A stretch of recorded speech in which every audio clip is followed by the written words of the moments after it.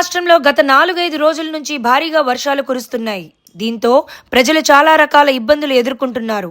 కొన్ని ప్రాంతాల్లో 4 రోజుల నుంచి ఎడతెరిపిగా లేకుండా కురుస్తున్న వర్షాలకు కొన్ని ప్రాంతాలలో ప్రాణ నష్టం, ఆస్తి నష్టం సంభవించింది.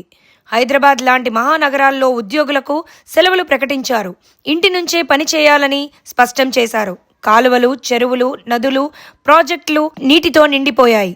ఇక నాగార్జున సాగర్లో ఏకంగా 14 గేట్లను అధికారులు ఎత్తివేశారు. ఎగువ కురుస్తున్న వర్షాలకు భారీగా వరద నీరు వచ్చి చేరుతోంది. దీంతో గేట్లను ఎత్తివేసిన నీటిని దిగువకు విడుదల చేశారు అధికారులు. మరో 2 రోజుల పాటు ఇలానే వర్షాలు కురుస్తాయని వాతావరణ శాఖ అధికారులు స్పష్టం చేశారు. ప్రజలు అప్రమత్తంగా ఉండాలని, తగు జాగ్రత్తలు తీసుకోవాలని సూచనలు జారీ చేశారు. వర్షం కురుస్తున్న సమయంలో ప్రజలు బయటకు రాకూడదని చెప్తున్నారు.